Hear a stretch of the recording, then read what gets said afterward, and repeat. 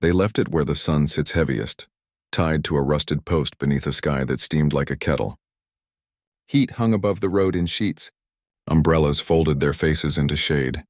A collar bit into living patience, a chain coiled through a sari knot, and the small rhythm of breathing worked like a metronome against the dust. People passed and practiced the gentle art of looking away. A stranger returning from the market, his apron faint with flour, his pockets fragrant with papaya and pennies, stopped because there was a sound more truthful than any of the lane's chatter. He heard waiting. Not plaintive, not urgent, but the steady insistence of a life refusing to be forgotten. He moved closer and found an order of gestures the animal had taught itself, an arrangement of paw marks for sleep, a tilt of the head at passing feet, a tail that kept time like a small, faithful clock. When he reached out, the creature accepted the palm without ceremony. The meeting drew a clean line in the day, before this, after this. In that split, the stranger felt an old hollow stir and knew he could not walk on. He stayed, and stayed. Ibrahim's life had come to resemble a set of small, exact motions, less like spectacle and more like prayer. He rose before the city had decided its noises, folded his shawl as if preserving a secret, and walked the lane to buy what his day required. A papaya that tasted of far summers, an orange for the baker's child, 2 cigarettes he never lit. Once a man who kept a classroom's attention with a chalk's authority, he had learned to keep time now by quieter instruments. The bakery wheel's rotation, the click of the neighbor's gate, the jasmine on his sill opening as if to remember something it had promised long ago. His house leaned into the street with the humility of things that have been loved. It held his father's chair, a cracked watch that kept more memories than minutes, and a narrow row of pots along the sill where he tended plants because tending was the one language his wife's hands had taught him. The jasmine was the most devout of those witnesses. Its small white flowers opened with the patience of vows and released a scent capable of pulling a room into the long shape of someone remembered.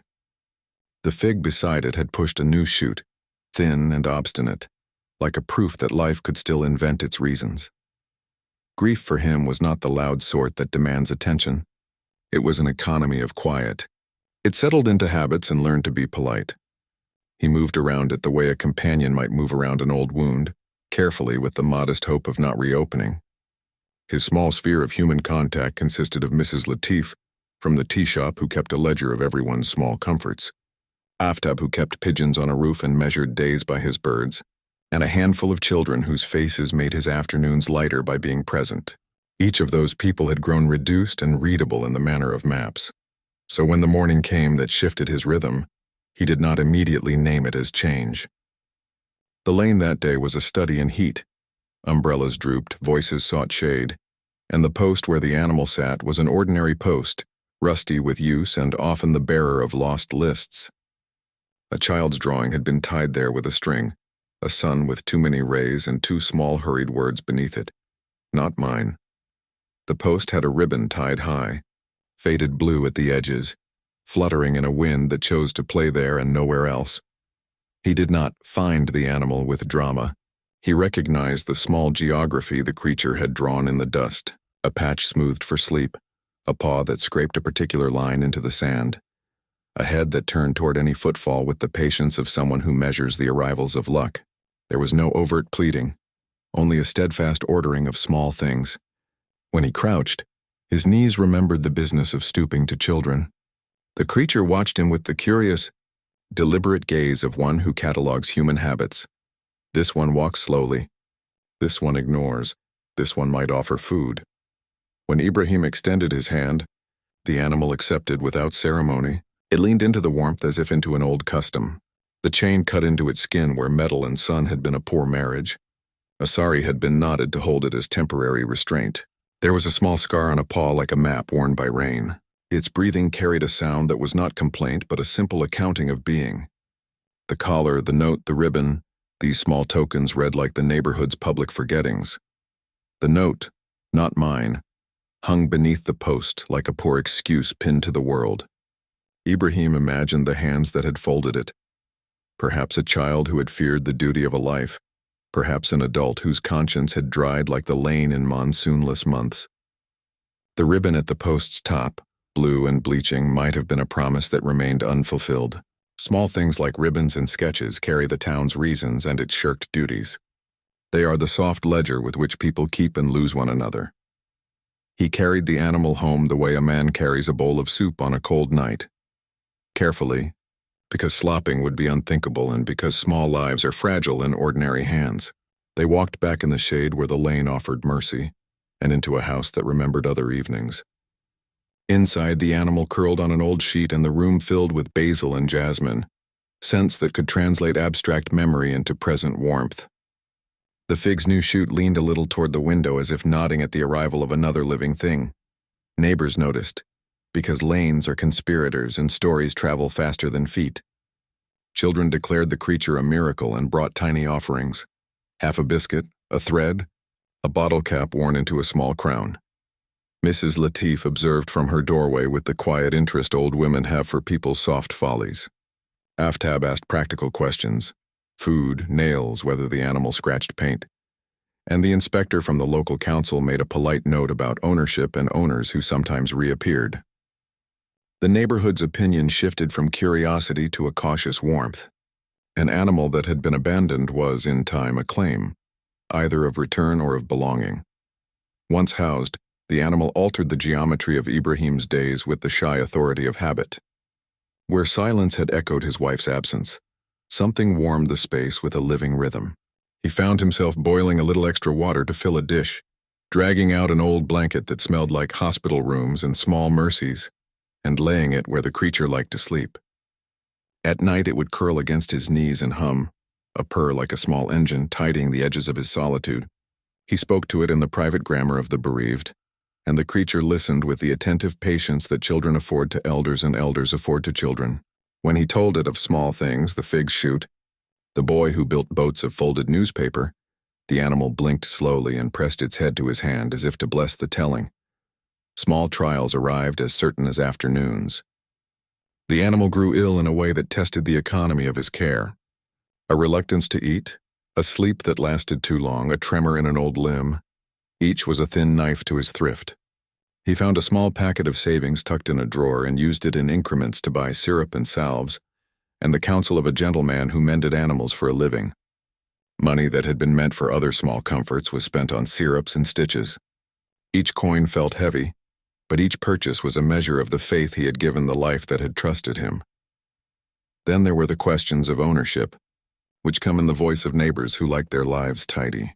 Who had left it? Who might claim it? The council's polite man suggested owners sometimes returned. Aftab warned of paint scratched by nails, and murmurs of "not yours" drifted like dust. Ibrahim answered simply. He had found the animal chained to a post and could not leave it there. Truth, as he understood it, was a small honest thing he liked to keep on the table. Yet truth can be an invitation to argument when some prefer neatness. He found himself defending the rescue with the quiet stubbornness of someone who has been softened by loss and made careful about kindness. In the hours when the city muttered its foreign news, he tended the fig and the jasmine and found their growth to be a mirror. The fig's new leaf unfurled again as if in gratitude. The jasmine opened on a schedule that belonged to memory. He took note of each small happening like logging arrivals at a harbor. The animal's breathing became a book he could read. He learned the patterns by which illness announced itself, and the gentle counters by which recovery was vouched for. He spoke often to the memory of his wife. "Do not be hard with yourself," he imagined her saying, and he measured mercy in spoonfuls accordingly. Rumor spun itself along the lane. A child said they had seen someone leave the creature there. A shopkeeper muttered it had been the owner's cat. Days frayed and the ribbon on the post faded under the sun, and yet no one appeared to reclaim the life tethered there. The blue ribbon kept fluttering like an unanswered question. People began to watch his house in a way that combined curiosity and affection. The neighborhood's surveillance became less about accusation and more about the small collective delight of a stray finding refuge. The simple decision to take the animal inside had become a hinge that rewired his days. The lane remained the same place of trade and small quarrels, but his house, with its fig leaning to the sun and jasmine knitting the corners, had received a new obligation. That obligation was not a burden so much as an amendment. Life, he learned, does not always require grand rescue. Sometimes a small continuity unfurls because someone chooses to keep a bowl full and a lap ready. The path ahead would test his thrift, his resolve, and the neighborhood's patience, but it would also offer the peculiar, stubborn joy of another heartbeat to keep. Thus a minor, ordinary act, a man setting a chain aside and carrying what was bound into his house, took its place as the inciting motion. It was a choice that changed what his days were willing to hold. The post on the lane with its faded ribbon remained like an accusation to the world. Inside, a fig leaf curled toward the light and the jasmine tuned itself to a life that now wanted more company. Ibrahim lay that night with his cup of tea and the animal sleeping by his feet, and for the first time in a long while he felt the particular ache of something alive depending on him. That simple dependence would prove to be the beginning for mercy once given. Invents ways to ask for more of a heart. If this gentle story touched your heart, subscribing keeps this quiet little corner alive. If this story made you feel something, a subscribe helps me share more soft, peaceful tales like this. The day arguments began was the day rain refused to come and the sun lay down like a tired sentinel. Shadows were thin as paper and every surface in the lane held heat like a secret. The ribbon on the post had paled. The sorry knot that once saved a life had become a statement of neglect. People walked faster, as if speed could buy them immunity from small cruelties. But the animal, quiet as a thought at dawn, kept its station. It watched the world pass with the patience of someone who has surrendered calendar and complaint alike. Morning, footstep, shadow, retreat. Then the first trouble arrived like an uninvited crow. A rumor that the creature bore fleas, a child who sneezed and blamed dust, a doorway that no longer kept a greeting. Small things mounted into argument. The lane's soft attention fractured into factions, those who thought they had rights to neatness, those who favored mercy, and those who measured virtue by what inconvenienced them least. Ibrahim, who had once taught children to hold a pencil steady, found his days measured now by a different metric, a bowl, a lap, a breath at his knee. The animal changed the lane as quietly as the weather changes a face. It became a test of patience, a mirror of grief, a lever that could move neighbors toward tenderness or brittle rule. What came next was not sudden. It was an accumulation. One small trial stacked upon another until a single decision would have to be made, and a single secret would be revealed. The lane, which had carried the usual commerce of small grievances, shifted its center of gravity. Ibrahim's house, once a quiet satellite, had become a modest sanctuary, and with sanctuaries come visitors and questions. The cat, for a name would arrive later. Names in the beginning are shy, kept its habits as if meaning lay in repetition. It slept the day in a sun patch, rose at dusk for a careful walk of the sill, and took to rubbing its cheek against the fig trunk as if to mark the house with a geometry of gratitude. Neighbors liked to keep watch on each other's acts of kindness the way a village keeps an accounting ledger. At first the entries read benevolent, he saved an animal, he cares. Then the ledger recorded more complex lines. Some folks worried for lice and disease, old fears sharpened by the heat. Others were inconvenienced by the animal's presence near shop fronts.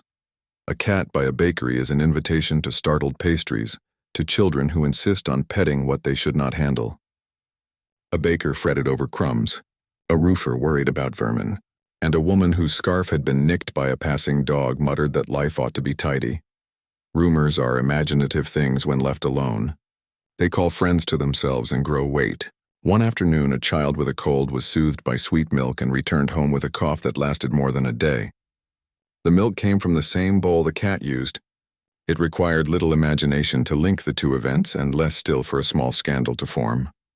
People who had once looked on with polite tolerance now spoke as if they were guardians of communal health. The council's inspector, a man with a notebook and a disdain for emotional entanglement, arrived to make notes about ownership and cleanliness. Abandoned animals, he said, are a public matter. Ibrahim answered simply, with the low voice of those who have learned economy in words. He told the inspector the truth.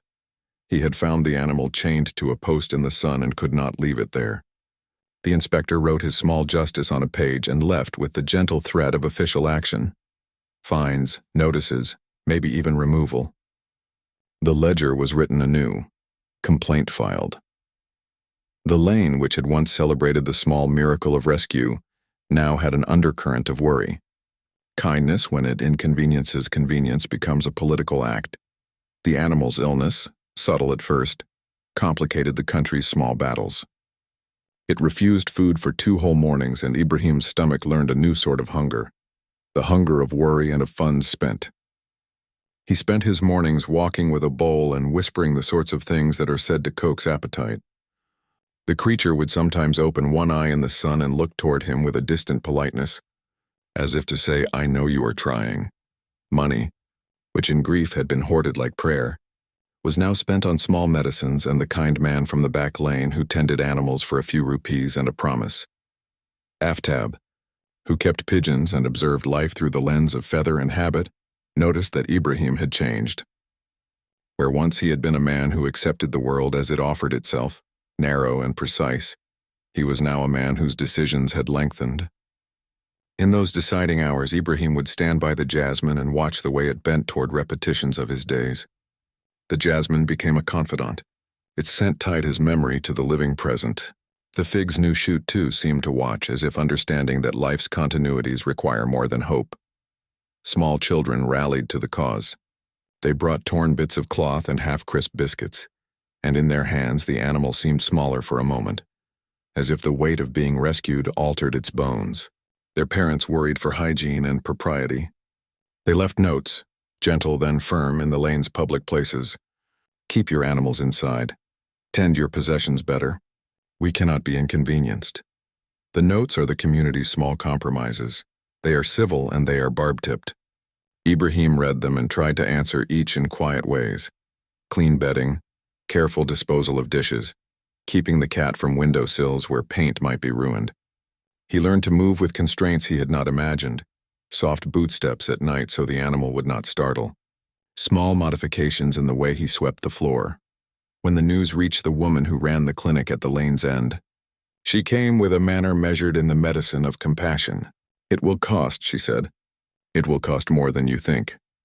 But her eyes did not carry the ledger's calculus. They held instead the shape of someone who had seen curable things go untried. Ibrahim, who had known the arithmetic of his life, what to buy and what to forego, found his allowance shifting like a tide. Each coin was a small faith. He sold 2 of his better shirts, clothes that had been worn for formal things like interviews and the rare festivals, to pay for the first round of medicine and a wash. The fit of funeral clothes had taken on new meaning. He found that he could spend or he could remember, but both exacted cost. Yet the more care he gave, the more the lane's politics intensified. A neighbor whose little boy had a cough and whose fear wanted a culprit accused the cat publicly. "It's bringing disease," she said in the market. "We cannot have that." The councilman, sensing a problem that could be legislated into cleanliness, suggested a meeting.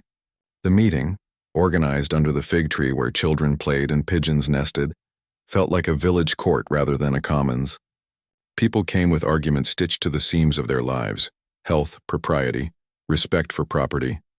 At the meeting, Ibrahim had to stand and speak for a life that could not hold a ledger of its own. He tried humility first, words like maybe and perhaps, the language of someone who does not want to be a burden. But when the ledger turned cold and began to list potential fines, he spoke in the steadier voice of conviction. He told them what he had seen: the animal chained and left, and the way any man who had been spared small decencies would find it impossible to walk away. He spoke of his own losses and how a small duty can mend a wound. "I will keep it," he said. "I will tend it." The meeting ended in a sort of truce. "Keep it then, but keep it safe," and the councilman sent the polite threat of a future visit if cleanliness were not maintained. For a while the truce held, but storms are seldom literal in small lanes where the weather is mostly human. An image crawled through the lane like a rumor. The cat's collar, dug in by sun and neglect, bore a tiny stitch of cloth that a child had seen and whispered about. The stitch was the same blue as the ribbon that had hung on the post when Ibrahim first found it. A child's observation became a thread. Threads, when they meet, can form patterns. Someone mentioned, softly at first, that their cousin had seen the collar before years ago on a cat that used to sit on an old woman's lap and purr like a clock. The memory traveled like smoke and reached a stoop where an old man, who had once been a caretaker in a distant hospital, paused as if a bell had rung. From that stale memory came a stranger's claim. A woman arrived at Ibrahim's door with hands that kept their dignity by practice and a face that had lived through other people's storms. She looked at the creature with a gaze that catalogued not kindness but ownership.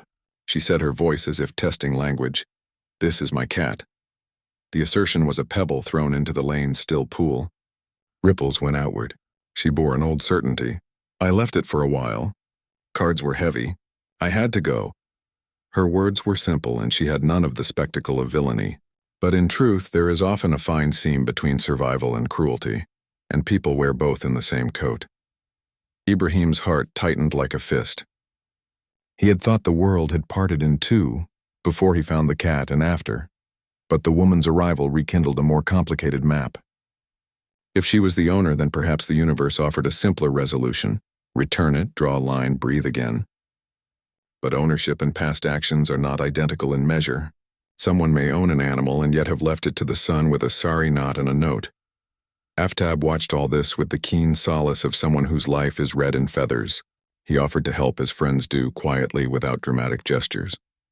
"We can keep it," he said. "We can feed it at the roof. Let's not make law of the heart." Children were ready to declare the creature theirs. They put up hand-drawn signs. "This cat loves Mr. Ibrahim." The woman, though insistent, had a story that, when listened to, revealed pressures and the kind of small tragedies that are not sung in songs. A house that demanded rent, men who took the better things, a child whose illness needed more than cat food. She had had reasons. Life is often a series of reasons that ask to be believed.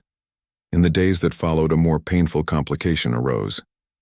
The animal, which had been improving slowly, took a bad turn. In the heat of a late afternoon, it trembled and then fell into a sleep that refused waking. Breathing became a shallow feather. Eyes that had been attentive closed and did not open for a long, long hour. Ibrahim stayed by its side with a damp cloth and a hand that did not move from its flank, as if proximity could press the world into better shape. He stayed while the lane hummed, while the jasmine exhaled its patient scent, and while neighbors argued about laws and money. Then, an act small and incandescent, a boy named Kamran, who had been folding paper boats by the gutter since he was small, came in breathless with a promise.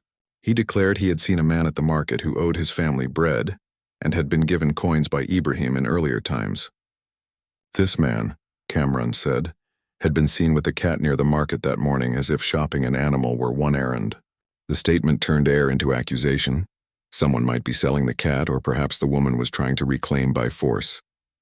Small lanes have commerce of many kinds: bread, tea, favors, and sometimes trafficking of animals worn like second-hand coats. Ibrahim, who had once believed in the moral arithmetic of small acts, do a kindness, and the world aligns, now found the arithmetic complicated by human need and human failings.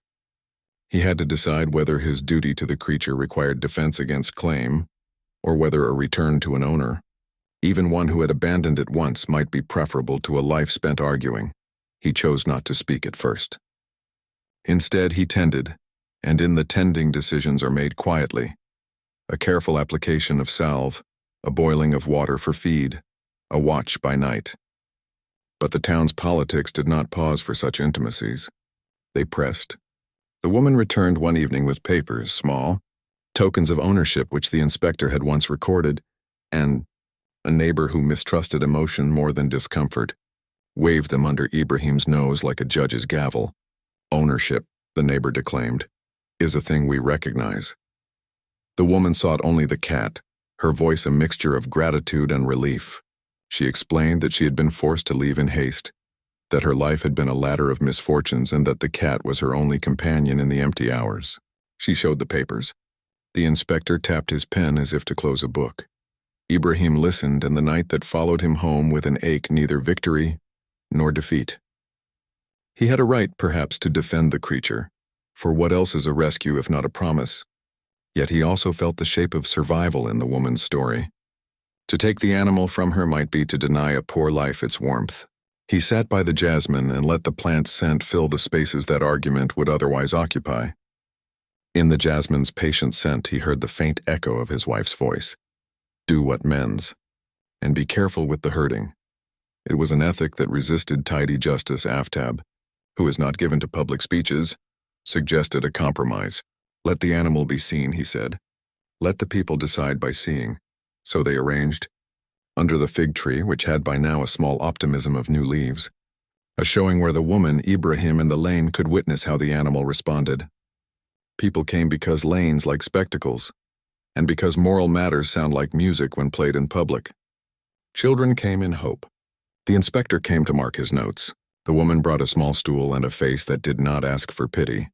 When the creature saw the woman, it stiffened. For a heartbeat, the lane could have held its breath. Then, to everyone's surprise, the cat rose and walked in a line that belonged to memory. It reached for the woman and pressed its head against her knee as if all abandonment were a mistake to be corrected. The gesture, simple, animal, and inexorable, seemed a final verdict. The lane hummed with divided breaths.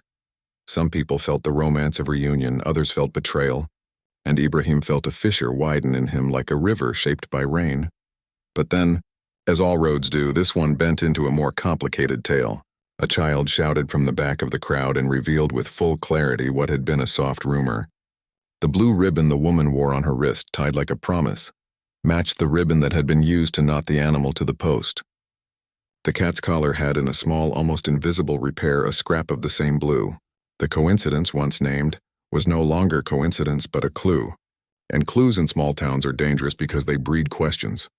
The inspector, tired of the speech of so many people, used the clue as a reason to reopen his book and institute a short investigation. He took the woman's name, examined the papers, and asked awkward questions about dates and reasons. The woman grew pale as if someone had demanded she account not merely for animals, but for small moral accounts. Someone mentioned a man, an uncle perhaps, who could vouch for her.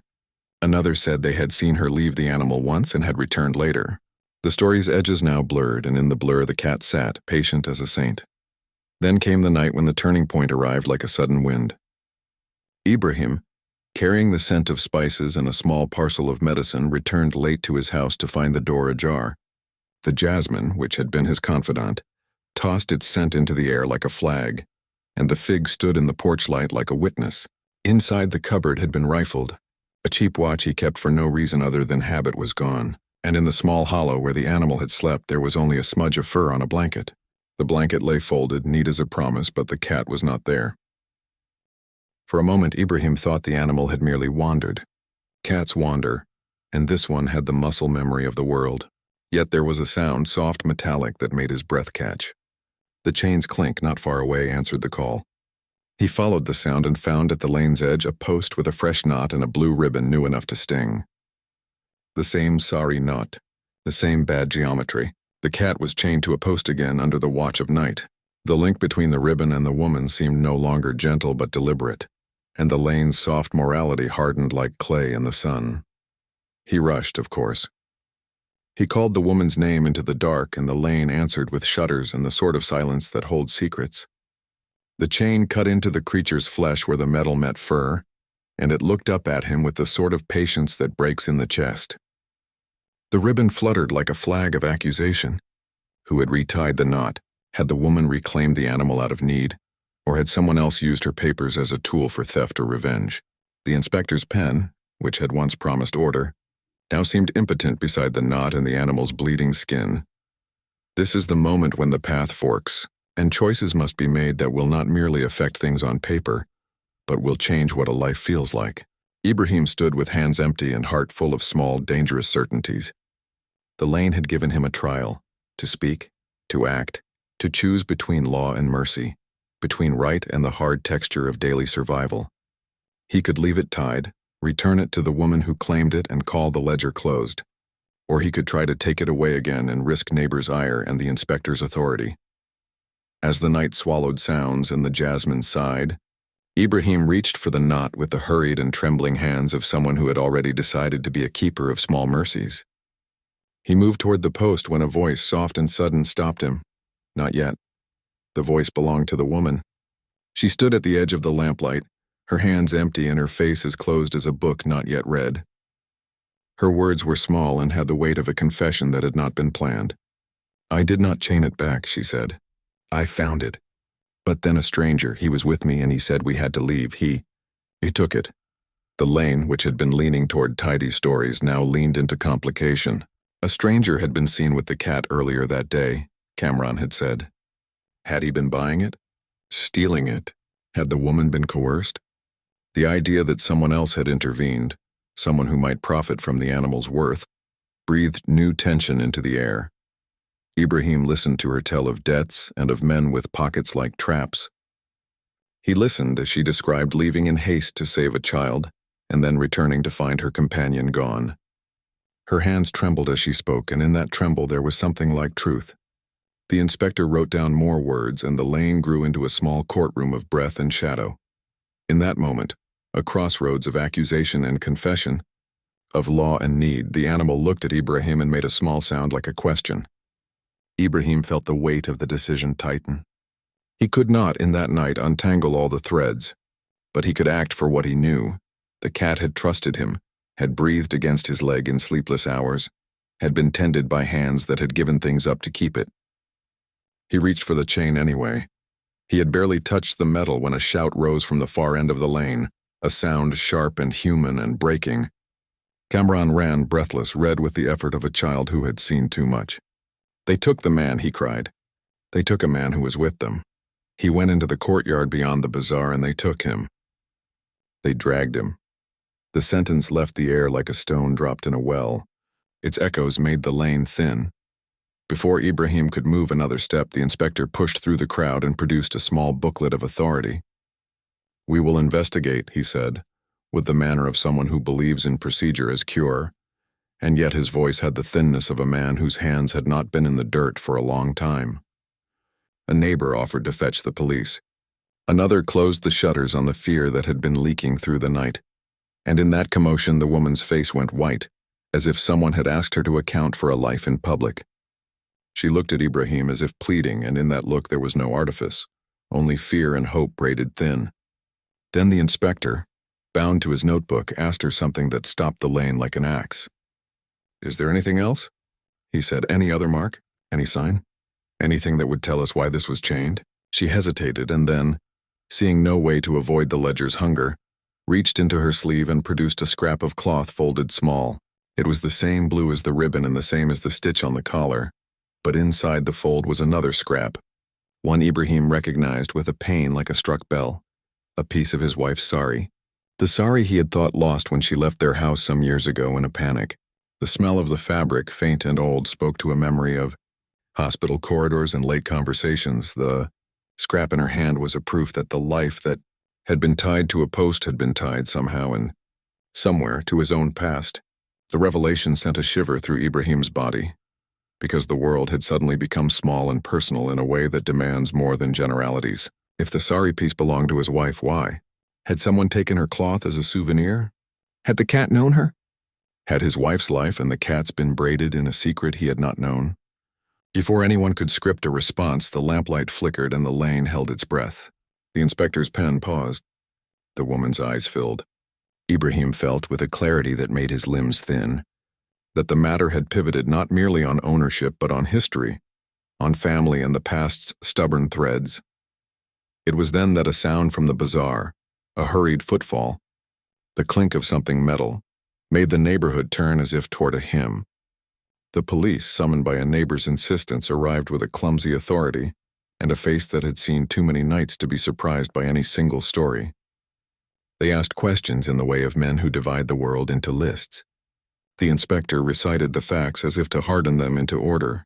The woman repeated her tale with the kind of trembling that asks for belief. Cameron pointed out the direction of the courtyard, and the cat, tethered to the post by a chain that had dug into its skin, sat like a small oracle, patient as any prophet in a street. It looked at Ibrahim with a gaze that was not merely animal but oddly human in its calm. In that look, Ibrahim felt a command and a plea. Decide. He reached for the link of chain again. The smell of jasmine rose. The fig leaves rustled as if in counsel.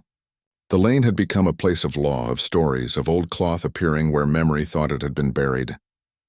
He moved his hand toward the knot, and then, as fingers brushed metal, a voice, clearer now, carrying the damp sound of the bazaar at night, rose in the lane and said a word no one expected.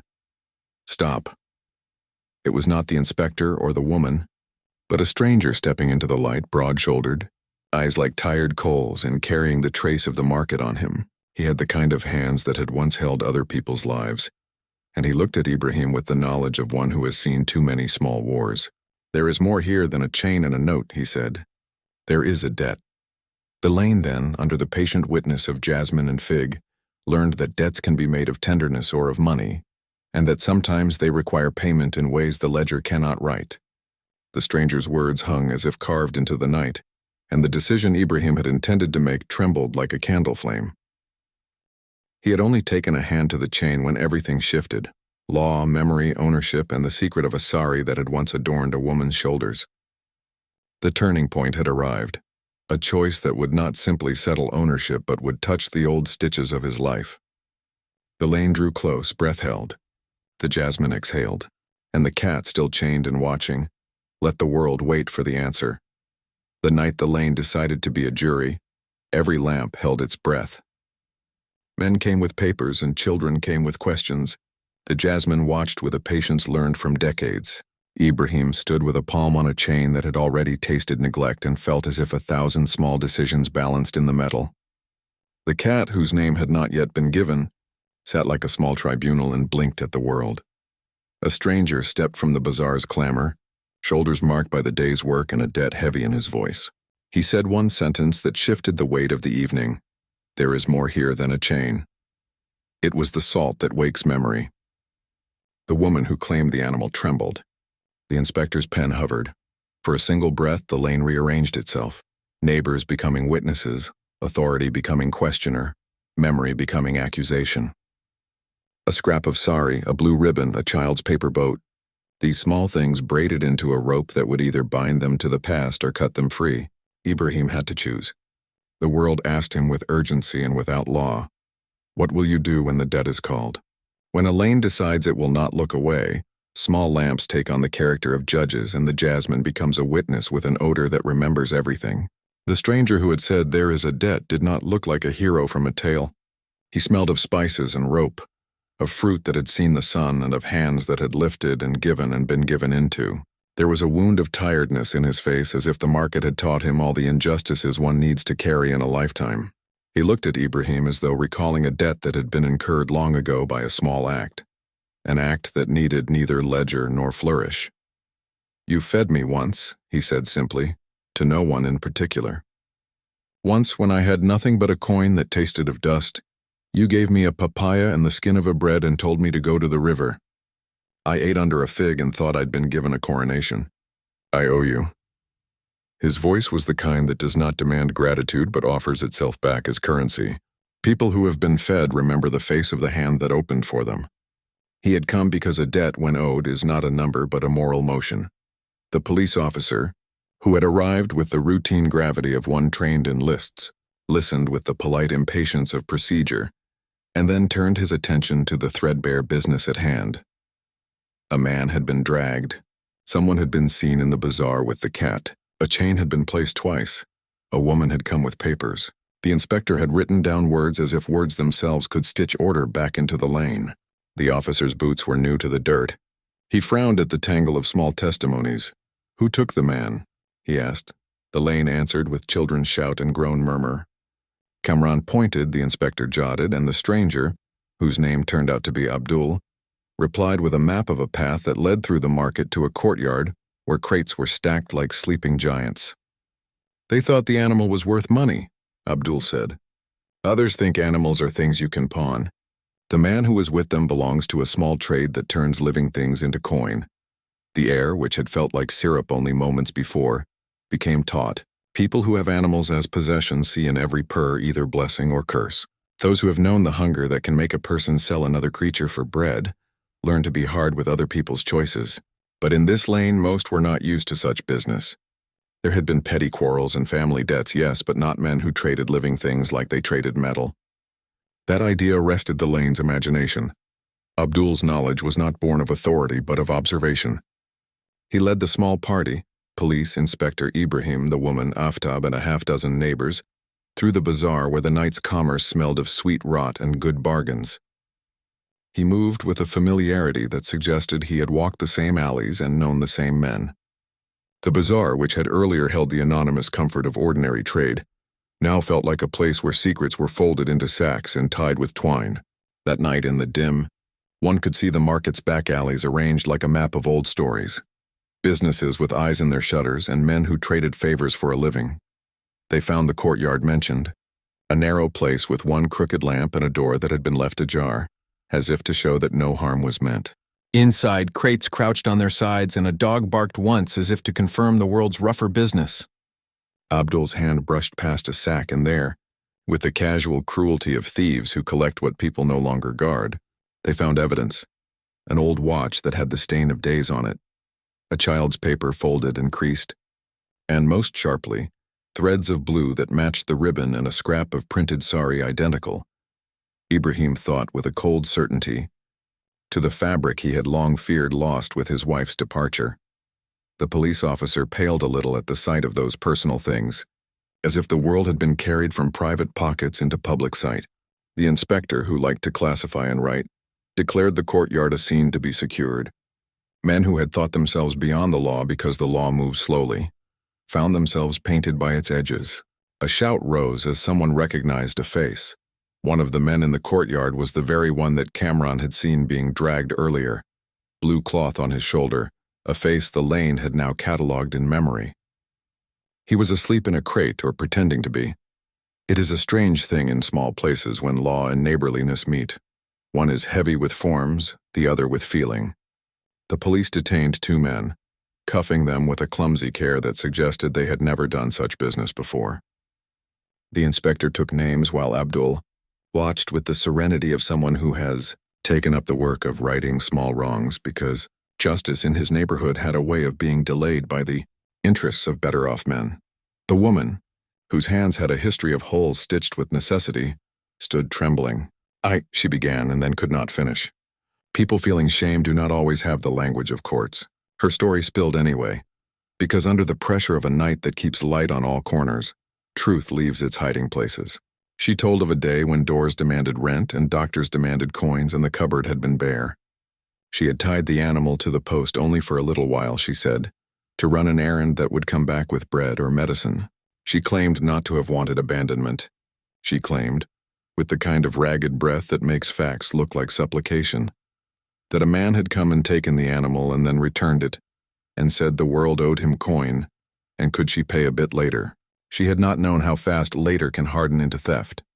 As she spoke, Ibrahim watched the cat. The creature lifted its head and looked at the woman, and for a slant of a moment the world seemed to hold a single verdict. It had not forgotten her touch. The cat pressed its face to her knee as if to say that memory binds in ways the law does not measure. In that gesture, Ibrahim felt his heart shift, as if some old architecture of his grief had been unlocked. It was a recognition that love and ownership are not always the same thing, that debts can be paid in different currencies, and that the cat's small acts of choosing could be a map to the truth.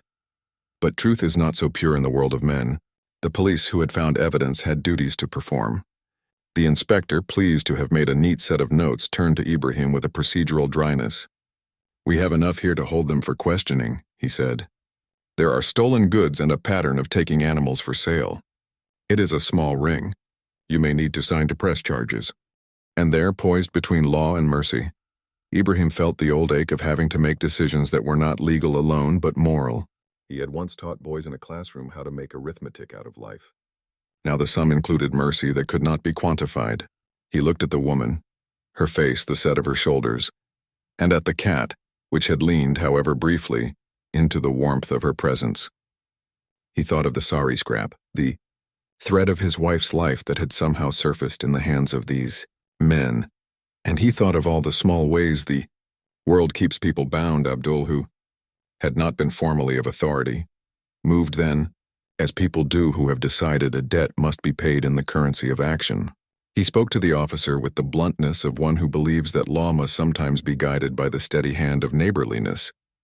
"Let the courts do their work," he said. "But if you mean to protect this line of small kindness, do not break the bones of the thing we saved to keep it whole." He pointed not to law, but to the human equation. The cat had been kept by Ibrahim. The cat had responded to the woman's touch. The woman had been pushed by need. The thief was a man who took without place or pity. It is the sort of argument that does not appear on official forms, but then the lane had never been run by forms alone. The officer, who had a ledger of rules in his hand, hesitated. The inspector, whose pen always hovered between paper and conscience, turned a little as if considering the weight of a community's claim. He looked at the pile of evidence, at the detained men, and then at the assembled neighbors. The policy of the city might be stern, but people in lanes have always found ways to ask the law for mercy. The inspector, who had a soft spot in his chest for the jasmine that perfumed this place, suggested a compromise. The men would be taken for question, the items catalogued, the woman's claim noted, and in the interim the animal would remain with Ibrahim for care under a temporary pass. It was not an elegant solution, but it was a living one. It held the animal in a shelter of human hands rather than a papered fate. The police left, taking men in crates and the night's thicker business with them. Abdul stayed near Ibrahim while the lane exhaled a little of the held breath. The jasmine sighed as if content. The fig's new leaf, which had been watching, shook in silent applause. Yet if the immediate danger had been stilled, the deeper question, the hidden debt whispered by Abdul, had not been paid. The sari scrap, now confirmed by Abdul to be found among the trafficker's goods, had a significance that reached into Ibrahim's private past. Abdul had brushed a finger over the scrap and looked at Ibrahim in a way that said the world can make small apologies with facts. "Your wife's cloth was in their sack," he said. "They collect things people leave behind. They collect bones and rags and names. I have seen them take more than animals. Sometimes they take the memory of a house, too. Memory is a dangerous thing to disturb because it has the power to summon echoes." Ibrahim sat with that scrap like one who has been handed a bell that rings only for him. The sari's tiny embroidered pattern. He could place it to the back of his mind like a remembered line in a poem. The scrap suggested a bridge between the cat chained under the sun and an old wound. Perhaps when his wife had left, if she had left, the pieces of life she carried had been taken by many hands. Perhaps the traffickers had moved through houses and taken what they could. Perhaps this sari piece had been one of the things that fate had scattered. Then came another small, sharp discovery. In a pocket of one of the arrested men, wrapped carefully and folded like contraband liturgy, the police found a note. It was not a ledger but a scrap of paper, its ink blotched with the night's business. On it were a handful of names and a place, an address beyond the city, a town that Ibrahim knew by the scent of rain and a market he had once visited on rare errands. The inspector read the name aloud, and when he did, the lane went quiet in the way that happens when something else larger than rumor arrives cold. The name on the paper was a name Ibrahim had never expected to see in ink again. It was the name of a place where his wife had once said she might travel to teach, where she had dreamed of a small school. The paper had the town and a date, recent. The lane, which had leaned into present troubles, learned that threads tied to the past could be pulled and pull in new directions. Abdul, who had been quiet in the bustle, looked at Ibrahim with a gravity that suggested he had been carrying not only a debt of kindness, but also a knowledge of roots that men use to move not only goods, but people and memories. "They keep lists," he said. "They think in addresses. Keep your ears open." Ibrahim felt all that teaching he had once given, about sums and measures, shrink into one basic problem the world had given him now. Shall he retrieve what might remain of a life, or shall he keep what had become his? The cat looked at him in that small, infallible way that creatures have when they ask for nothing but presents. In the eyes of the animal there was a quiet insistence. Live for now and tend the living. He did not make the legal argument that night. He made a different one, offered in a voice that had the calm of someone who has held vigil. "I will keep it for now," he said to the inspector and to the woman and to Abdul. "I will look after it. You know the paper will run its course. If she is truly the owner and she can show proof beyond what has been found, we will consider what is right. But for tonight, this animal will not be chained to a post again." The inspector, whose life had been a ledger of small decrees, nodded. The woman wept, not in the noisy way of melodrama, but in the soft, honest rending of someone very relieved and very ashamed at once. Abdul put a hand on Ibrahim's shoulder, the debt's weight rubbing into plainness. "Pay is sometimes simple and sometimes complicated." "You fed me," Abdul said. "Tonight I pay by not letting them take this small mercy away." There was, for a few breaths, a sense of closure, Men were led away. The market returned to its usual hum. The jasmine exhaled as if it were telling everyone to be gentle.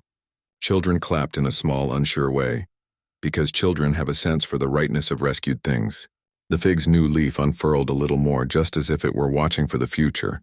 Then, as the crowd began to thin, and the lane readied to clean the small dust of the night's business, the inspector unfolded the scrap of paper he had found in the arrested man's pocket.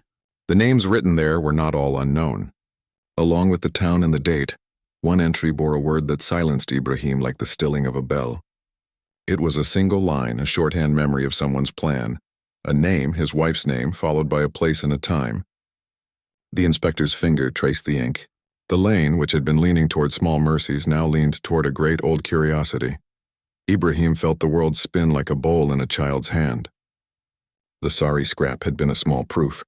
The paper in the thief's pocket was an invitation. If the note was true, if the list was more than scrap, then his wife's absence might not be a closed book but the cover of a chapter left under other hands. Faces in the lane showed a similar soft shock. Mrs. Latif clutched a cloth. Aftab strode a little as if wind-blown. Kid's eyes widened. Abdul looked at Ibrahim and did not smile. Debts he repaid did not always become simple stories, and there, in the center of a lane that had been altered by a cat and a sari and a man's choice, Ibrahim made a choice that would not be left as a small ledger item. He would go. He would not only keep the small living thing that lay purring at his feet, he would follow the ink. He felt a determination as precise and quiet as the way he had once taught children to form letters, patient, methodical, and sure. He would seek the town on the list. He would find out what the note implied. The jasmine inhaled as if to bless his leaving. Abdul clasped his hand. "If you go," he said, "you will not go alone." The lane, which had learned to be a community by appliance of small mercies, assembled into a plan built of prayer and boots. Aftab promised shelter for the cat if Ibrahim needed to leave. Kamran said he would fetch news.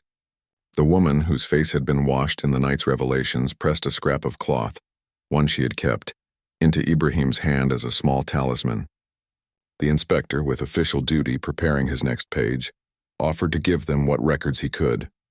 People began to lend in the smallest ways, a bowl, a spare shawl, and a dress scribbled on a scrap, and yet, as doors closed and footsteps moved toward the homes that had been suspended in the drama, a last sound cut through the moonlight. A man's voice from the direction of the police wagon, low and urgent. "There's someone else," he said. "Someone calling from the van. He says the ring has been paid off. Someone on the inside warned them." They expect it. The line thinned into a hush. A new tension settled, harder and prickle-scented than the earlier worries. If the ring had inside men, then retrieving what had been taken would not be a matter of travel and conversation. It would be a movement against a hidden net. Abdul's jaw set. The inspector swore under his breath and counted the cost on fingers that had not lately been roughened by labor. Ibrahim felt the weight of the lane's eyes return to his shoulders like a mantle. The jasmine's scent seemed suddenly to carry salt. He looked down at the cat, warm and unrepentant in its sleep, and then at the scrap of sari zipped into his pocket like a small cold heart that belonged to another time. He had chosen to keep the living and now chose to chase the absent. He did not know if law would be adequate, or if bravery would be courageous or foolish. He only knew that some debts call not for coins but for footsteps. He folded up his blanket, kissed the fig's stubborn young shoot with a promise, and stepped toward the inspector. "We leave at dawn," he said. Abdul nodded. Aftab slung a bag over his shoulder. Kamran bounded with childish readiness, and the woman stood at the threshold with eyes that begged for both forgiveness and company. The lane exhaled. The jasmine held its breath in a way that makes it seem like prayer. The cat, who had been only an animal and then a claim and then a hinge, stirred and lifted its head to look at Ibrahim with the unconcerned intelligence of small things. It mewed once, a thin silver sound that made the night seem tender. "Would you stay if you were in their place?" Ibrahim asked, not of any single person but of the hanging air that had to decide. The question was not rhetorical. It was an invitation for each to name their courage. They would leave at dawn. They would follow ink. They would see whether the note was a map to reunion or a ledger that led to more loss. The lane, which had learned the hard lesson that mercy makes enemies and friends alike, watched them form ranks and choose. and as the first lamp winked and the jasmine folded its petals like hands at prayer, the inspector unfolded with the wary hand of a man who has never known every truth, the small paper found in the pocket of the arrested man. On the paper, in a hand that had the economy of thieves, was a single word no one in the lane expected to see. It was a name. The lane woke to a later, stunned hush the morning they chose to leave. Abdul, who repays kindness in action, not words, had set the plan with the patience of a man mending nets. Ibrahim rolled his blanket and folded the fig's tender leaf in memory. Aftab shouldered a bag. Kamran kept a small, stubborn grin that belonged to children who think danger is an adventure. The inspector handed a folded paper with ink that felt like a lamp, and the woman pressed into Ibrahim's palm a scrap of cloth that smelled faintly of hospitals and jasmine. They moved at dawn as if the lane itself were a living organ, each breath a deliberate gesture of community. Dust rose in quiet ropes as they walked toward the town named on the thief's paper. The bazaar's scent changed from fruit and sun to the cold iron of commerce when they passed into the road where strangers' minds are traded like coin. Each step carried the weight of small debts, what had been given, what had been taken, what must be paid. The cat rested beneath the fig for a last hour, its purr stitching the moment into their bones and morning promise. They traveled by a road that remembers the soles of many feet, and the road told them nothing they had not been taught by regret. One must go when the bell of a debt rings. Abdul led with the soft authority of someone who knows paths by touch. He knew which turns avoid the men who trade in what should not be traded, which stalls on market day favor coin but not curiosity, which courtyards keep their cargoes like sleeping beasts. Ibrahim walked with the steady hunger of a man learning to answer an old question with new feet. The jasmine in his pocket, folded small at the woman's urging, smelled of the lane and seemed to carry with it a permission. It is remarkable how the scent of a flower can be made a compass. On the road, the passengers exchanged little stories the way sailors trade knots. Kamran's brave exaggerations, Aftab's pigeon tails, the inspector's procedural asides. They were small things that made the walk less like an expedition and more like a slow human crossing. Yet beneath the talk, each man and woman carried a private ledger. Ibrahim's ledger was the sorry scrap tucked against his breast. It was a bell that rang every time a thought of his wife tried to sleep. Abdul's ledger was the tiny coin of memory, how once a papaya and a bread had been given to a hungry boy. The coin had become an act he now repaid by staking himself to another's need. The woman's ledger held shame, and the inspector's page held the ink of official story. Together they made a strange fellowship, bound by a purpose neither law nor pity alone could fully claim. When they reached the small town named on the thief's paper, the place yielded a different sound. Here the air tasted of dust and rain that never quite fell. Here roofs leaned in ways that kept secrets. Abdul ducked through an alley with the confidence of a man whose life had been a map of small favors and owed returns. He stopped at a door that had been painted twice and left alone once. A shirt, folded on the sill of a window, bore the faint grease of a baker's hand and the sort of humility that is only learned in kitchens where little is given away. Abdul knocked with a rhythm that suggested he knew the knocks that would open hearts. The courtyard beyond the door held crates like sleeping animals. Men with the habit of making bargains and knives in their eyes peered from behind boxes. The scene had the rough geometry of a place built to hide things. Abdul spoke their names plainly to the inspector, and the inspector, who had the habit of converting rumor into form, produced the papers he had already prepared. A careful thing was happening. Law and neighborhood had met in a single room and decided, by the small instrument of mutual consent, to share their authority. It is the way small places often make justice, awkwardly, kindly, and with the blunt edge of what must be done. They found more there than animals for sale. In a trunk half hidden beneath burlap sacks, they found a bundle of things that smelled of other lives. A comb, a child's ribbon, a chipped cup, and in a folded newspaper a photograph tucked like contraband. Ibrahim opened the photograph as if it were a small door, and found a picture of a woman whose smile he had not seen in years. The line of her cheek, the tilt of her head, the very stitch of a sari embroidered with the same pattern the scrap in his pocket bore. The photograph did not say where she was, nor did it tell why she had left. But it made a claim that was more persuasive than any inspector's words. It made a memory into evidence. The inspector, whose office had become a sort of ledger for the night's events, made notes. Men were called from crates and questioned. Some offered names of buyers. Others, ashamed or frightened, offered nothing. Abdul stayed near Ibrahim as if to lend his shoulder for the silence to rest upon. The woman who had once claimed the cat looked at the photograph as if trying to place the smile beside the sorry stitches. Her hands shook, and the lane's small mercy, the kind that mends rather than punishes, leaned into the frames of the man who had organized the small raid. "Why is her picture here?" Ibrahim asked in a voice that wanted neither accusation nor comfort, only truth. The photograph answered only in what it withheld. A back-of-head road, a market in the background, a date scrawled on the border in hurried ink. The inspector had seen many kinds of proof. This one unsettled him with the ordinary tenderness of a photograph that suggests a life, and then does not tell its end.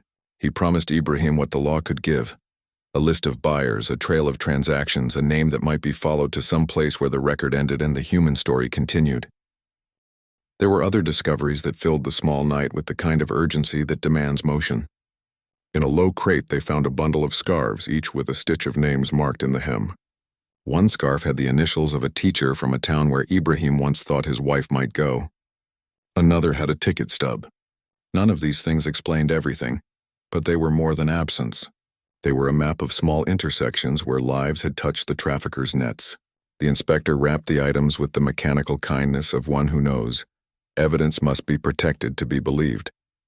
Abdul watched the wrapping like a man watching a future being prepared. As the men were led to the police van for further questioning, the inspector offered a plan that was neither grand nor small. He would follow the receipts and addresses he had. He would place notices in nearby towns, and he would keep an eye on the men once freed. The police here were not magicians. They were people who knew laws and had limited resources. Their promise was the sort that a neighbor gives, a pledge to try, not to guarantee. Ibrahim understood this truth. He also understood that some movements require more than official notes. They require the courage of daily footfalls. They returned to the lane with a crate of small proofs and a head full of plans. For a night, the lane felt like a place that had been washed and not yet dried. Some dust had been removed and other filth had come to light. The jasmine by Ibrahim's window greeted him as if it had been told the whole story, and chose not to judge. He sat with the photograph and found, in its small edge, something he had not allowed himself for a long while: a sense that seeking could be a form of faith. Days that followed were steadier with purpose. The inspector kept his notes. Abdul made sure that the small men in the market knew that the lane's participants were not naive. Aftab used pigeons to carry messages between towns, a practical trick that felt suddenly like the rightness of old methods. Cameron ran errands and gathered hearsay with the eagerness of one who had been given an adult's role. The woman who had claimed the cat offered to stay and help. She cooked small stews and mended the cat's collar in the sunlight. Community, which had been the lane's quiet currency, turned into muscle. In that slow stretch, the jasmine and the fig gave back more than perfume and shade.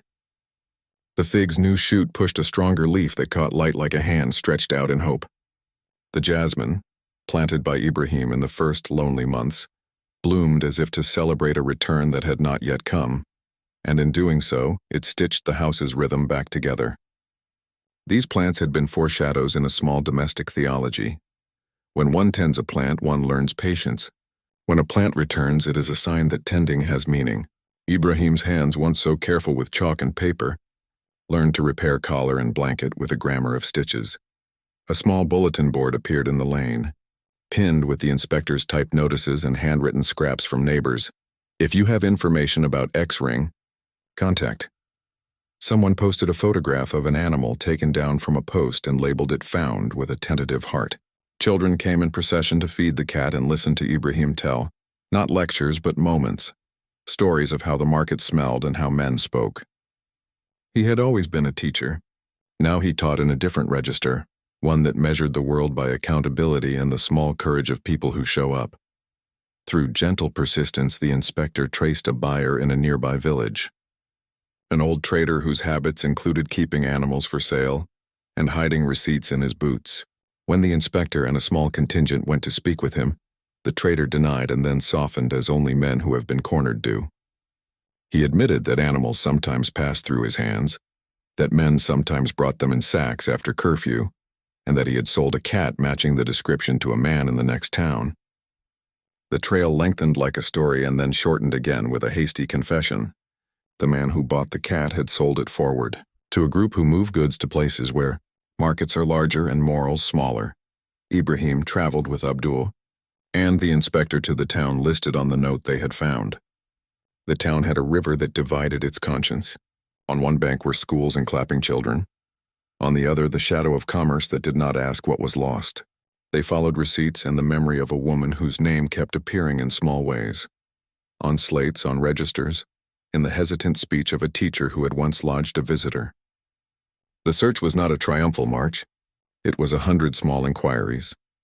A tea shop owner's offhand comment about a woman who sought work, a porter's memory of a teacher who had once stood at a school gate, a scrap of cloth someone had tucked under a mattress.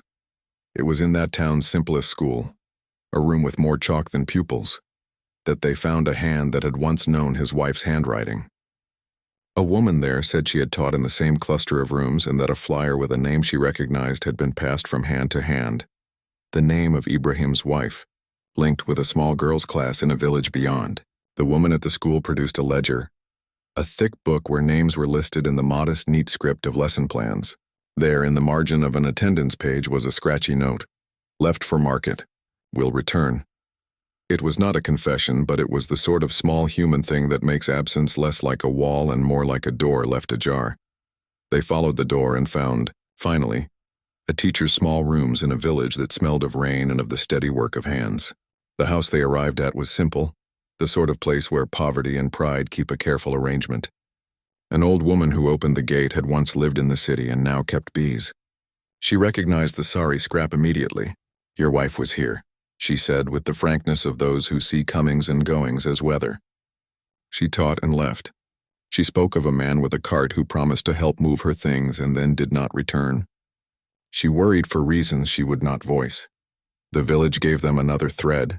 A neighbor pointed toward a road that led deeper into a district where men gathered at night with sacks, and where the cart driver was sometimes seen. The road came to a place that smelled of dust and rope, and that is where their search met the limits of what the law could safely do immediately. Men who traffic in living things do not always keep tidy ledgers. They keep contacts and threats. To fetch what has been taken often requires cunning, not only courage. It was here, in the pressure of uncertainty, that Ibrahim's transformation became visible not as an epiphany, but as a manner of being. He no longer waited for others to tell him what to feel. He sought the small ordinances of action. He spoke to the village elders not as a stranger but with the gentle authority of one who has been given a task by a whole lane. He bartered with small gifts, traded knowledge for favors, and made clear that he would not sleep until he had some news. Men who had seen too many things done in bad ways recognized in him a stubbornness that one either respects or fears.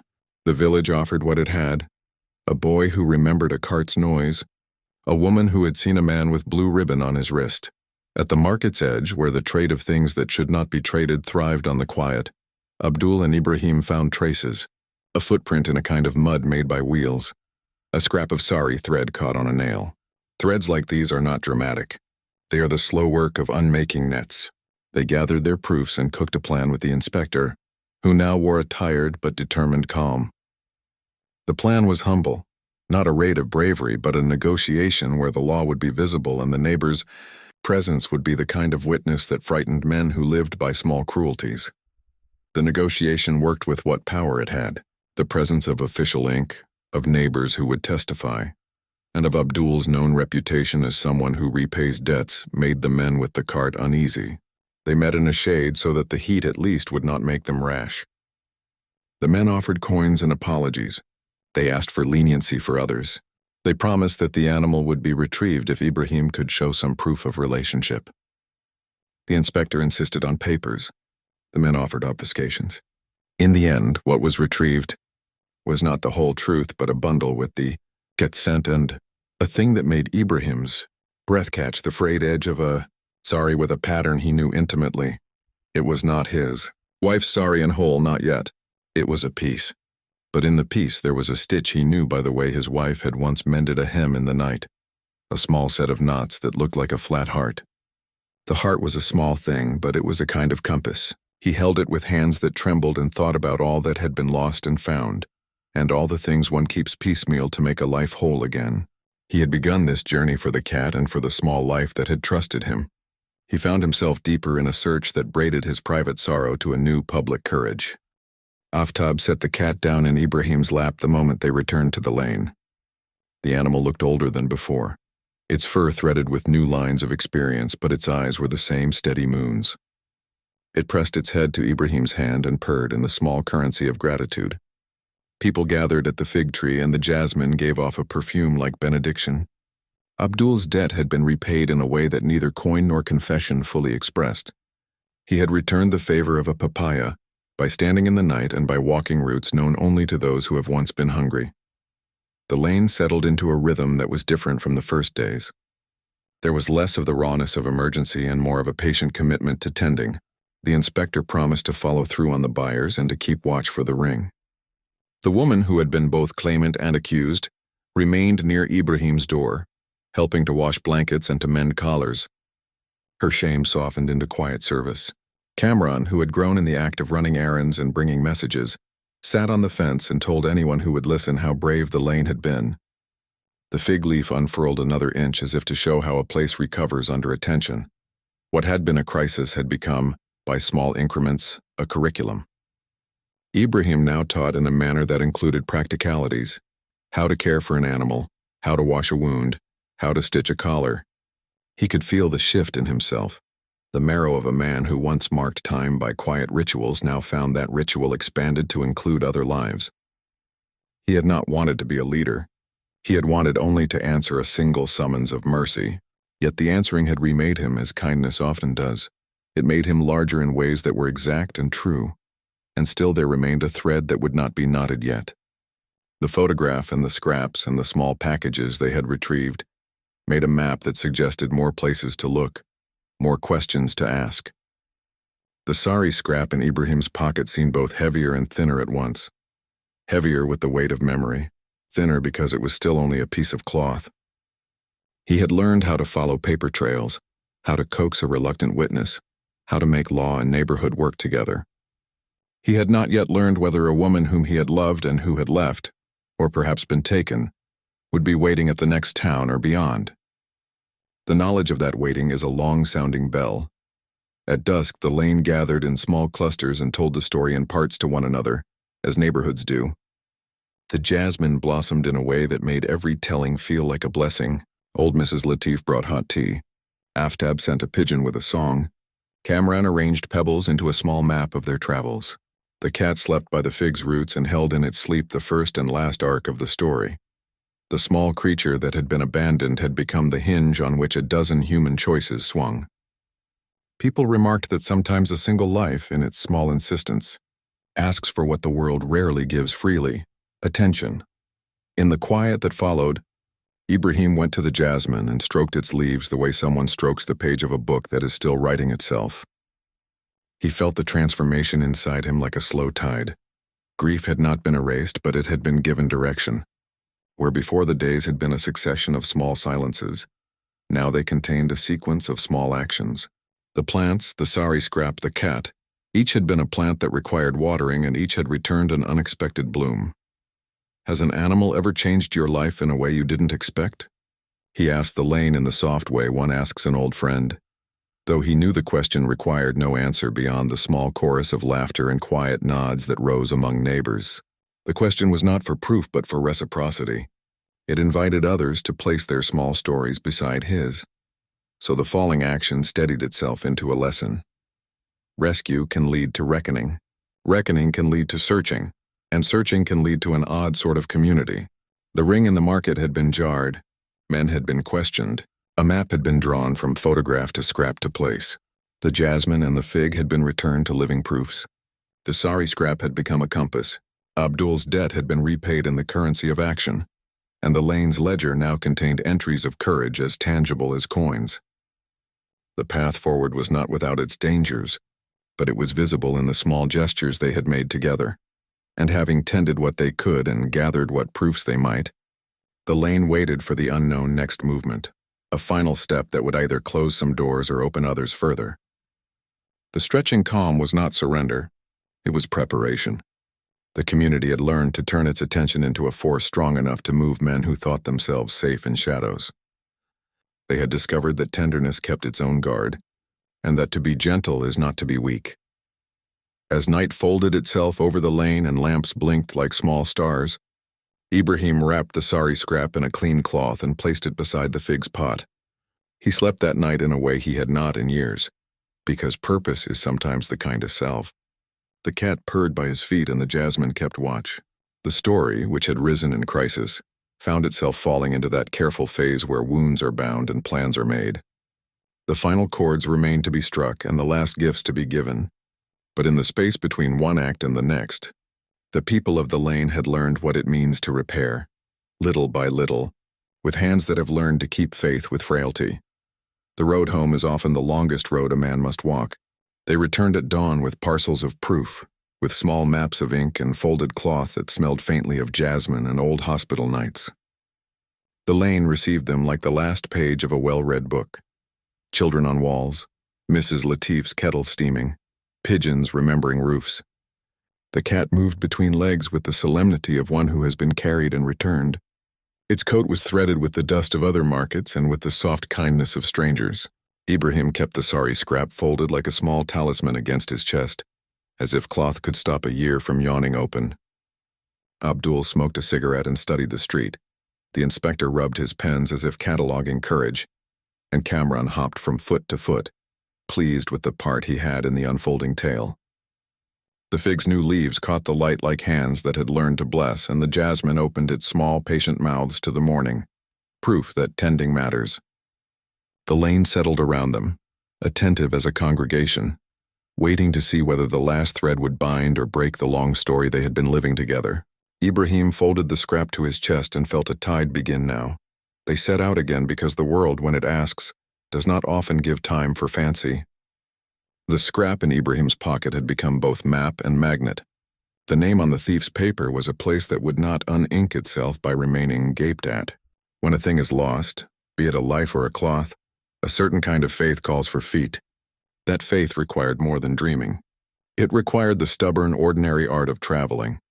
The village whose lanes they followed accepted them with the modest indifference of places accustomed to strangers who make claims and depart. There is a difference between being accepted and being welcomed, and yet the simple fact of being noticed, of a door opening, a cup being offered, has the power of mercy when a man has had his life split into pieces for some time. Ibrahim moved with the quiet of someone whose grief has taught him not to demand spectacle. The inspector rode ahead when paper and permit required it. Abdul took the narrow streets with the practiced ease of a man who knows paths by which the city breathes. Aftab kept an eye on pigeons who might carry messages back to the lane, small machinery for a large hope. They worked like gentle detectives, asking where the cart had gone, of whom had it been bought, what routes were used for selling animals, and, by strange and sorrowful extension, the things that travel with people, garments, memories, scraps of paper that say more than the spoken word. Each answer was a thread, and they gathered threads the way one tends a net. In a small bazaar, they were told of a housekeeper for a caravan master who had once seen a woman pass through with the same sorry stitched pattern. In a tea shop, an old porter sketched with his thumb the sound of wheels and the face of a man who promised a ride and then sent no receipt of return. Nothing came like thunder. Truth rarely does. It came like a rhythm, one careful, hushed answer at a time. At one of those answers, a tea seller with fingers stained sweet from cardamom, a phrase arrived that moved the group like a surf. "She taught here," he said. For a time. Her pupils were girls who came early and left late. She left before the rains, it seemed. But the one who drove the cart had a grievance, they said. Some men take more than what is offered. The phrase was not a bailiff of certainty. It did not say she was in a hospital or a prison. But it suggested presence. Presence is the first gift to those who search. An absence unmeasured offers no path. Presence gives a place, a way to ask again. They found at last a school in a small cluster of houses where language is learned at bare desks, and where laughter comes cheap and glowing. The headmistress remembered the teacher by the way people remember the sound of an old clock, not in the detail so much as in the rhythm, She had stayed, she said, for a season, and then a man had come with the promise of work further along and offered to carry her belongings so she could stretch out a life that had been small. She had left by that man's cart. The headmistress had made a face of worry then. Teachers are given to worry sometimes because their work is of small lives. She had given the teacher a small parcel of paper, names of places, and a scrap of advice. The name matched, and the hair on Ibrahim's arms rose with a simple, naked hope. They followed that scrap, and where it led there was the smell of river and wood and iron where carts rest. There, tucked in a narrow lane that smelled of boiled beans and old rope, they found, thin, tired, not triumphant but surviving, a small building used by seasonal workers and teachers who passed through. A woman who had once been the teacher was living in a room with 2 plain chairs and a table where cups had been left to dry. She looked up when strangers came, and for a moment everyone held their breath because recognition is a kind of thunder. Ibrahim saw the lines of the face he had loved and lived with the way one reads a familiar poem. She had not been taken as violently as some tragedies write. There is horror for some. There is also the other flavor of misfortune, which is that small promises are broken and people are left to find ways to survive. She had been persuaded, she said, by a man who had promised work and shelter and a way to pay debts. Then his obligations had not been what he claimed. He had taken more than the bargain, she said, not with accusation, but with the tired honesty of one who has counted favors and found them wanting. It is, in that voice, easy to hear that life sometimes forces decisions that are not heroic and not vicious, only desperate. She recognized Ibrahim by the way people recognize the sound of a step across a room. Her hands, which had once folded papers and mended hems, shook as if they had a long habit waiting to be resumed. The sorry scrap he held between his fingers, small, faded, filled with the smell of a long-ago night, made a claim in the space between them. She reached for it and her eyes filled with the kind of gratitude that is not loud but precise. I meant to return for it, she said simply, but the road changed on me. The words are not a cleaning of what had happened, but they are the smallest forms of truth. Not all absence is forgiveness denied. Sometimes it is an error of survival. The reunion was not a cinematic reconciliation in which everything fell into orchestral harmony. It was instead the small grinding work of 2 lives confronting a tangled seam. Ibrahim asked questions in the manner of a man who had once taught patience to boys, careful, measured, and with the awareness that certain things cannot be put back in a single motion. He asked about the man who had promised, and the woman, his wife, named him with a voice that suggested she had been ashamed at the choices that had seemed necessary in the day. The man had been known in those parts by a dozen small trade names and had trafficked in many things. He had moved people and animals and folded the lives of others into sacks. The inspector, who had by then become a kind of traveling official of a neighborhood, had prepared papers that would not only prove but also protect. Men were questioned. Receipts were produced. A chain of trading was named in ink. It was the work of a bureaucrat and the mercy of neighbors combined. For every man who had the habit of taking, there was at least one person who still kept accounts in the currency of conscience. With the evidence gathered across towns, with witnesses who would speak in a measured voice, and with the inspector's patience, a small case began to take shape. The traffickers who had taken small things, cloths, photographs, cats, were not world-shaking villains, but they were men who made their living by harnessing others' need into profit. The law may be slow, but when law walks with neighbors, it can catch nets that operate by darkness. The village offered what it had in modest ways: food, a place to rest, a few rupees. Abdul, who had once been fed by Ibrahim and now stood in return as repayer of debts, managed to secure a small sum to buy a ticket for the woman to return. Aftab found a man with a cart who would make no questions, only surety of price. Kamran ran to fetch news for the lane. Mrs. Latif knitted a scarf in which she wove in a small blessing. Small gestures are the practicalities of rescue. They are the rope by which people climb back into themselves. When the woman and Ibrahim prepared to return, the cat, whose presence had started the whole turning, did not perform heroic acts or deliver the final proof. It gave them instead a small simple gift that made the heart of the lane tighten. The cat brought a ribbon to Ibrahim's feet, a blue scrap tied in a neat, blunt knot. It had been found in the corner of the room where the woman had slept, left perhaps by someone who meant to make a proof. or perhaps simply the way the world tends to fold certain things together. Ibrahim bent and took the ribbon. It smelled faintly of paper and faintly of rain. He tied it to his own wrist, an act equal parts defiance and thanks. That small act of the cat was the story's final teaching. Animals do not keep human grudges. They keep presents. In the cat's offering there is a tiny liturgy. Give of what you have and make of the world something salvageable. The cat's small, almost ceremonial gift was not a token that solved accounts. It was a practice that taught them the language of mending. They traveled home in a silence stitched with small happiness.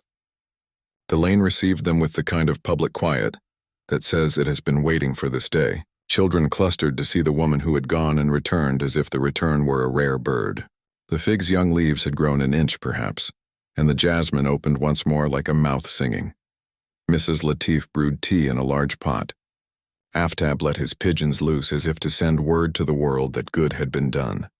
The inspector made his last notes, not in triumph, but with an economy that suggested he had done what law expected when it is, made to serve people and not paper. The deeper stitch the story offers is less the happy return, though, that has its own tenderness and more the change inside those who tended. Ibrahim, who had once kept time by the gentle instruments of grief, learned to use his small powers outward. He remembered that mercy once given creates other obligations. It does not end its work in the moment of pity.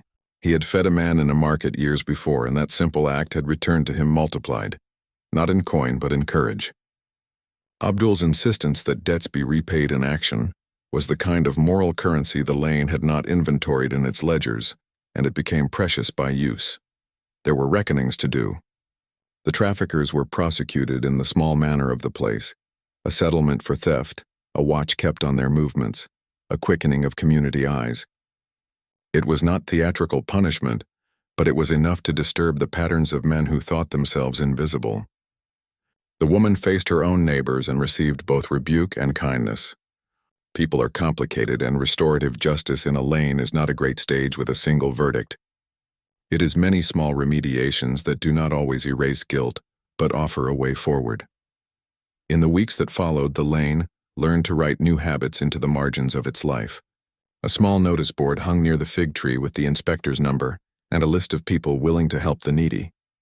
Aftab trained a boy to carry messages in patterns so that help could arrive faster. Cameron was given a small task as messenger and gained the authority a child needs to grow. Mrs. Latif taught the woman to make a stew that could feed more than hunger. It fed pride and sense of belonging. The jasmine and the fig, the two plants that had marked beginning and return, were tended with the attention they had earned. Their presence became the lane's measuring thing.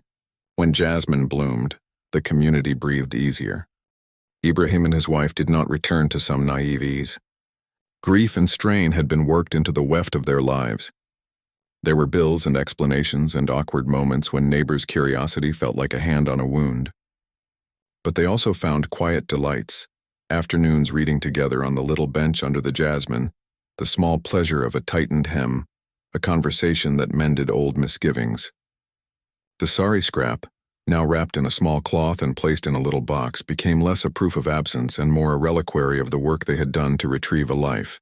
They would not pretend that all faults were forgiven, but they recognized that survival had required a patience of its own. In the lane, people told the story for a long time because small tales sustain neighborhoods.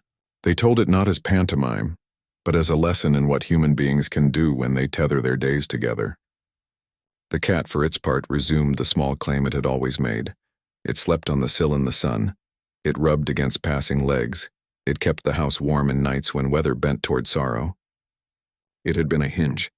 It had received care and had given them a return that was not instrumental but certain. Life is the right of the living. What the story leaves as its quiet truth, Kipling might have said it in the cadence of a proverb, is that the world is a weave of small debts and larger mercies. A papaya given in a market, a sari scrap folded and kept, a chain cut free, all are threads in the fabric of a life. The lane had learned that mercy asks not for applause but for action. Courage is not always the thunder. Sometimes it is the slow untying of knots and the walking of small roads. The universal truth the story offers, plain and stubborn, is this: where a life is honored by hands, new lives are possible. Where tenderness is paid forward, it compounds. Grief does not dissolve into nothing. It becomes a compass that guides decisions toward repair. When the last paper was filed and the inspector had finished his notes, the Lane arranged a small evening of simple food under the fig and jasmine. People came with small things, bread, a pie, a stitch of cloth, and sat together. Kamran performed an awkward recitation about bravery. Abdul laughed and passed tobacco. The woman, who had come back with a steadier step, passed around a small plate of sweets she had learned to make with Mrs. Latif. The cat walked the circle and accepted a hand at every lap, as if instituting a ritual of thanks. As the night rounded into its last, Ibrahim rose and stood by the fig tree with the sari scrap in his palm. He spoke, and his voice threaded the quiet as if tying a last knot. We found what was lost because we chose not to look away. It was a humble sentence. It did not claim grandeur. It claimed only the small contract between people who owe and repay in the currency of attention. Around him, faces glowed in the lamplight. Neighbors who had become the shoulders of a story. Then the cat, unremarked, as animals often are when they deliver their lessons, jumped onto the low wall and tapped the sari scrap gently with its paw. It rubbed its head against Ibrahim's hand and looked up, eyes slow and kind. In that small motion there was a final present. The creature that had been abandoned and chained had become the teacher of a simple law. A life is owed the dignity of being kept. Ibrahim closed his hand around the scrap and felt, for the first time in many seasons, the ease of someone who had repaid and been repaid in ways no ledger could record. The fig leaves shook in a late breeze, and the jasmine filled the air with the small hymn of ordinary things. The lane, which had been a map of small cruelty and greater mercy, had turned into a place that held its own.